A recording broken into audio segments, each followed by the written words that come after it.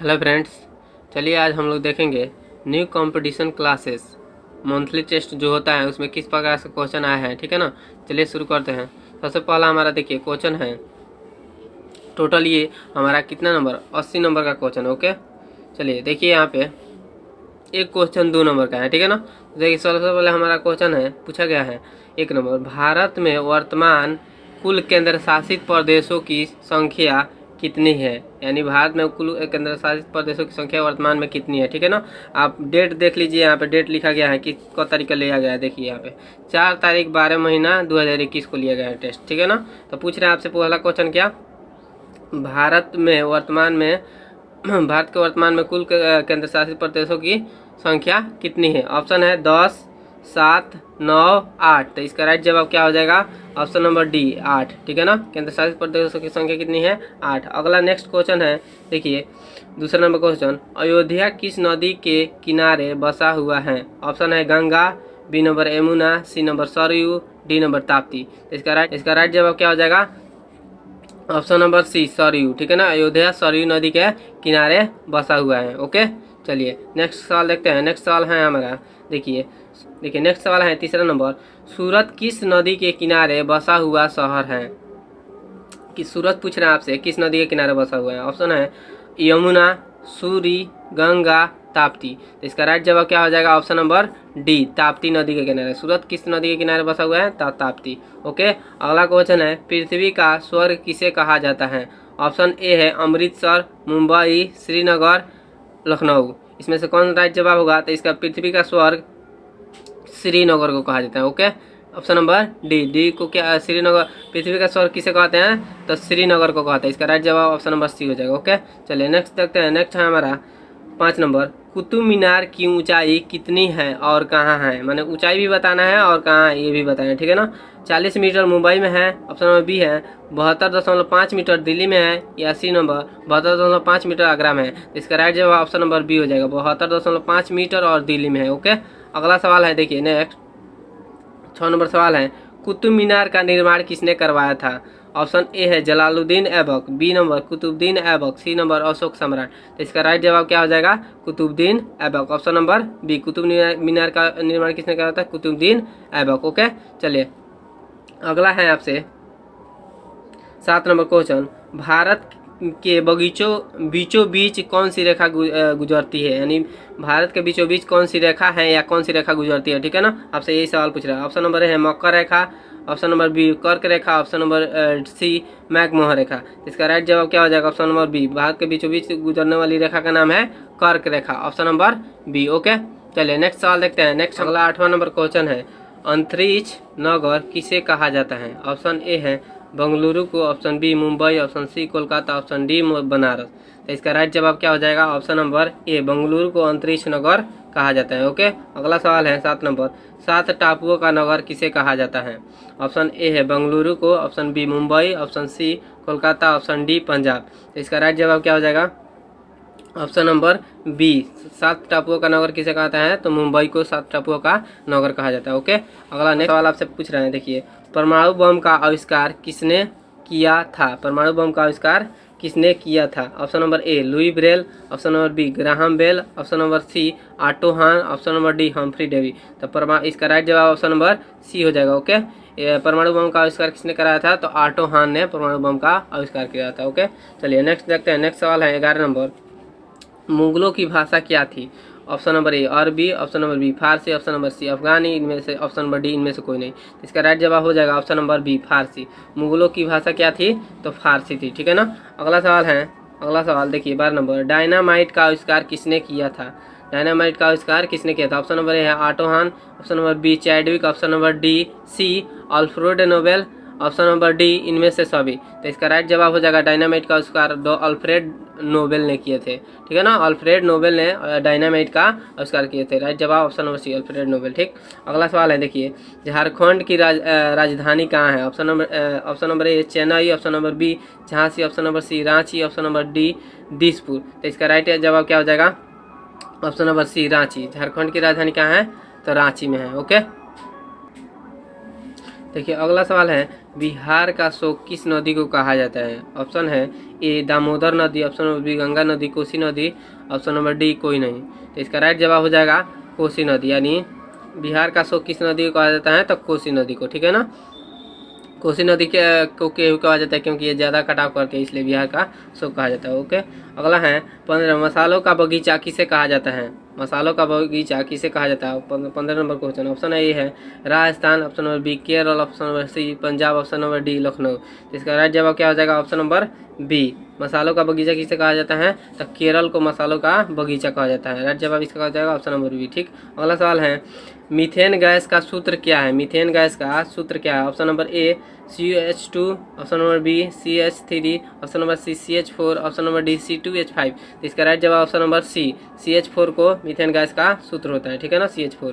अगला है, सौरमंडल का सबसे बड़ा ग्रह कौन सा है? सौरमंडल का सबसे बड़ा ग्रह कौन सा है? ऑप्शन नंबर ए है Budh, option number B Prithvi, option number C Shani, option number D Brihaspati. इसका राइट जवाब हो जाएगा, सबसे बड़ा ग्रह पूछ रहा है ना, तो ऑप्शन नंबर डी बृहस्पति, ठीक है, बृहस्पति इसका राइट जवाब होगा। सबसे सौरमंडल का सबसे बड़ा ग्रह आपसे पूछे तो बृहस्पति बताइए, ग्रह सबसे छोटा पूछे तो बुध हो जाता है। ओके, चलिए अगला सवाल नेक्स्ट 18 नंबर, सबसे चमकीला ग्रह कौन सा है? शनि, पृथ्वी, शुक्र, बुध। इसका सबसे चमकीला ग्रह क्या होता है? शुक्र। शुक्र ग्रह को सबसे चमकीला ग्रह कहा जाता है। ऐसी को पृथ्वी का भगनी जो भी रिलेशन में पूछता है, इसका आंसर वही होता है, ठीक है ना, शुक्र हो जाता है सबसे चमकीला ग्रह। भोर का तारा, शाम का तारा, इस सब का आंसर क्या हो जाएगा? शुक्र ग्रह। ओके, एड्स दिवस कब मनाया जाता है? ऑप्शन नंबर ए 2 जनवरी, ऑप्शन नंबर बी 15 दिसंबर, ऑप्शन नंबर सी 1 दिसंबर, ऑप्शन नंबर डी 17 मई। तो इसका राइट जवाब हो जाएगा ऑप्शन नंबर सी 1 दिसंबर को एड्स दिवस मनाया जाता है। ओके, अगला है 20 नंबर, माउंट एवरेस्ट की ऊंचाई कितनी है, कितनी और कहाँ है? माउंट एवरेस्ट की ऊंचाई कितनी और ये कहाँ है? Option number A 8,880 metre, 8,800 metre Bharat में, option number B 8,890 metre Nepal में, option number C 8,850 metre Nepal में। इसका राइट जवाब क्या हो जाएगा? Option number C 8,850 metre Nepal में है माउंट एवरेस्ट, ठीक है ना।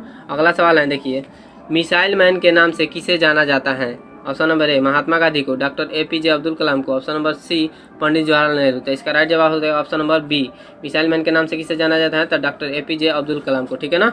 चलिए नेक्स्ट सवाल देखते हैं। नेक्स्ट सवाल है, डॉक्टर राजेंद्र प्रसाद का जन्म कहाँ हुआ था? डॉक्टर राजेंद्र प्रसाद का जन्म कहाँ हुआ था? क्वेश्चन आपसे पूछ रहे हैं। ऑप्शन नंबर ए है 2 अक्टूबर 1869 को पोरबंदर में, ऑप्शन नंबर बी 1 जनवरी 1830 नेपाल में, ऑप्शन नंबर सी 3 दिसंबर 1884 जीरादेई में। इसका राइट जवाब ऑप्शन नंबर क्या हो जाएगा? सी। ओके, 3 दिसंबर 1884 जीरादेई गांव में हुआ था। ओके, चलिए नेक्स्ट सवाल देखते हैं। नेक्स्ट है आपसे अगला सवाल, डॉक्टर राजेंद्र प्रसाद का मृत्यु कब हुआ था? डॉक्टर राजेंद्र प्रसाद का मृत्यु कब हुआ था? ऑप्शन नंबर ए 28 फरवरी 1963, ऑप्शन नंबर बी 28 फरवरी 1940, 28 फरवरी, सी नंबर 28 फरवरी 1800, option number D none of these, यानी इनमें से कोई नहीं। इसका राइट जवाब क्या हो जाएगा? ऑप्शन नंबर ए 28 फरवरी 1963 को राजेंद्र प्रसाद की मृत्यु हो गई थी, ठीक है ना। अगला सवाल है, गौतम बुद्ध का जन्म कहाँ हुआ था? गौतम बुद्ध का जन्म कहाँ हुआ था? ऑप्शन नंबर ए वैशाली में, ऑप्शन नंबर बी लुम्बिनी में, ऑप्शन नंबर सी कुशीनगर में, option number D none of the. इसका राइट जवाब क्या हो जाएगा? ऑप्शन नंबर बी लुम्बिनी में, ठीक है ना। गौतम बुद्ध का जन्म कहाँ हुआ था? तो लुम्बिनी में। अगला सवाल है 25 नंबर, प्राचीन वेद कौन सा तथा नया वेद कौन सा है? ठीक है ना, प्राचीन वेद पूछ रहा है और नया वेद, मैंने पहला प्राचीन वेद और उसके बाद से हमको बताना है नया वेद, ठीक है ना। ऑप्शन नंबर ए है ऋग्वेद और Yajurveda, option number B Rigveda और Atharvaveda, option number C Samaveda और ऋग्वेद। तो इसका राइट जवाब हो जाएगा ऑप्शन नंबर बी, यानी प्राचीन वेद हम लोग ऋग्वेद को कहते हैं और नया वेद हमारा अथर्ववेद कहलाता है, ठीक है ना। तो ऑप्शन नंबर बी में इसका राइट जवाब है, तो ऑप्शन नंबर बी इसका आंसर हो जाएगा, ठीक है ना। प्राचीन वेद ऋग्वेद होता है और नया वेद अथर्ववेद। ओके, चलिए अगला सवाल देखते हैं। अगला है 26 नंबर, वेदों की कुल संख्या कितनी है? ऑप्शन नंबर ए है 8, option number B 7, option number C 9, option number D 4। तो वेदों की कुल संख्या कितना हो जाएगा? ऑप्शन नंबर इसका राइट जवाब डी हो जाएगा, यानी 4। वेदों की कुल संख्या कितनी है? 4। ओके, अगला सवाल है आपसे 27 नंबर, संगीत का चर्चा किस वेद में है? संगीत का चर्चा किस वेद में है? ऑप्शन नंबर ए है, देखिए ऑप्शन नंबर ए आपसे कह रहा है ऋग्वेद में है, अथर्ववेद में है, सामवेद में है, इनमें से कोई नहीं। तो इसका राइट जवाब क्या हो जाएगा? संगीत का चर्चा सामवेद में है, ठीक है ना। संगीत का बात किस में हुआ है? तो सामवेद में हुआ है, ठीक है ना, याद रखिएगा लोग। अगला सवाल है, देखिए अगला सवाल है 28 नंबर, आग को जलाने के लिए किसकी आवश्यकता पड़ती है? यानी ऑप्शन ए है नाइट्रोजन की, ऑप्शन बी हाइड्रोजन की, ऑप्शन सी CO2 की, ऑप्शन डी ऑक्सीजन की। CO2 माने कार्बन डाइऑक्साइड, ठीक है ना। तो इसका राइट जब आग को जलाने के लिए किसकी आवश्यकता पड़ती है, तो ऑप्शन नंबर डी। आप लोग सब किसी को पता होगा, आग को जलाने के लिए ऑक्सीजन की आवश्यकता पड़ती है, ठीक है ना। चलिए नेक्स्ट सवाल देखते हैं, वायुमंडल में ऑक्सीजन कितना प्रतिशत है? वायुमंडल में ऑक्सीजन कितना परसेंट? 10%, 50%, 21%, 5%। तो इसका राइट जवाब क्या हो जाएगा, ऑप्शन नंबर सी, यानी ऑक्सीजन कितना परसेंट है वायुमंडल में, तो 21%। ओके, भारत का राष्ट्रीय फूल क्या है? ऑप्शन नंबर ए है गेंदा, ऑप्शन नंबर बी कमल, ऑप्शन नंबर सी सूरजमुखी, ऑप्शन नंबर डी कोई नहीं, ठीक है ना। तो इसका राइट जवाब क्या हो जाएगा, ऑप्शन नंबर बी कमल। भारत का राष्ट्रीय फूल कमल हो जाएगा। ओके, चलिए नेक्स्ट सवाल देखते हैं। नेक्स्ट हमारा है क्वेश्चन नंबर, बिहार के वर्तमान में मुख्यमंत्री कौन है? Option number A Yogi Adityanath, option number B Nitish Kumar, option number C Phagu Chauhan. तो इसका राइट जवाब क्या हो जाएगा, ऑप्शन नंबर बी। बिहार के वर्तमान मुख्यमंत्री कौन है, तो नीतीश कुमार। ओके, चलिए नेक्स्ट सवाल देखते हैं। नेक्स्ट है, बिहार का क्षेत्रफल कितना है? ऑप्शन नंबर है, ऑप्शन नंबर ए 94,000 वर्ग की, ऑप्शन नंबर बी 94,163 वर्ग किमी, ऑप्शन नंबर सी 84,163 वर्ग किमी। तो इसका राइट जवाब बी हो जाएगा, इसका राइट जवाब, ठीक है ना, 94,163 वर्ग किमी। ओके, अगला सवाल है, किस राज्य का क्षेत्रफल सबसे अधिक है? किस राज्य का क्षेत्रफल सबसे अधिक है? ऑप्शन नंबर ए है Uttar Pradesh, option number B Rajasthan, option number C Goa, option number D Punjab. तो इसका राइट जवाब क्या हो जाएगा, ऑप्शन नंबर बी, ठीक है ना। जैसे क्षेत्रफल के हिसाब से पूछे किसका क्षेत्रफल सबसे ज्यादा है, तो हो जाएगा इसका राइट जवाब राजस्थान, ठीक है ना। आप पूछे जनसंख्या किस राज्य में है, तो इसका आंसर होता है उत्तर प्रदेश। ओके, तो आप लोग याद रखिएगा, पूछ रहे हैं इसमें किस राज्य का क्षेत्रफल सबसे अधिक है, तो राजस्थान का है। अब पूछा जनसंख्या किस राज्य में है, तो उत्तर प्रदेश, ठीक है ना। इसका जवाब आंसर ऑप्शन नंबर बी हो जाएगा, ठीक है ना। अगला सवाल है 35, भारत में रेल किस गवर्नर जनरल के समय चलाया गया था? किस गवर्नर जनरल के समय रेल चलाया गया था? ऑप्शन नंबर ए है Lord Dalhousie, option number B Lord Canning, option number C Lord Curzon. तो इसका राइट जवाब क्या हो जाएगा, Lord Dalhousie, option number A Lord Dalhousie के समय भारतीय रेल चलाया गया था, ठीक है ना। अगला सवाल है, स्वस्थ मानव के शरीर का तापमान कितना होता है? स्वस्थ मानव के शरीर का तापमान कितना होता है? Option number A 37 degree Celsius, option number B 98.6 Fahrenheit, option number C A और बी दोनों, ऑप्शन नंबर डी इनमें से कोई नहीं। इसका राइट जवाब ऑप्शन नंबर सी, यानी शरीर का तापमान देखिए सेल्सियस में 37 डिग्री सेल्सियस होता है और फ़ारेनहाइट में 98.6 डिग्री फ़ारेनहाइट होता है, ठीक है ना।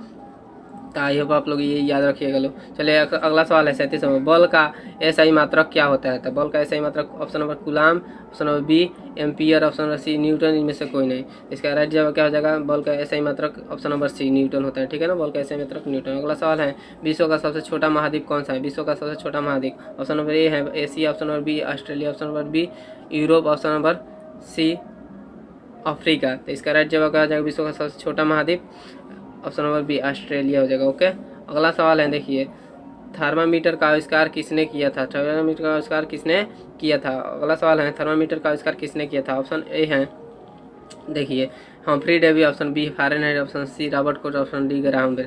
थर्मामीटर का राइट जवाब इसका हो जाएगा ऑप्शन नंबर बी, यानी फ़ारेनहाइट ने थर्मामीटर का आविष्कार किए थे, ठीक है ना। अगला सवाल है, भारत के प्रथम प्रधानमंत्री कौन थे? भारत के प्रथम प्रधानमंत्री कौन थे? Option number A Pandit Jawaharlal Nehru, option number B doctor Rajendra Prasad, C Sardar Patel. इसका राइट जवाब हो जाएगा ऑप्शन नंबर ए, भारत के प्रथम प्रधानमंत्री पंडित जवाहरलाल नेहरू थे। ओके, आई होप इस वीडियो में आप लोग इस सब क्वेश्चन याद कर लिए होंगे, ठीक है ना। मिलता है नेक्स्ट वीडियो, तब तक के लिए good bye and take care.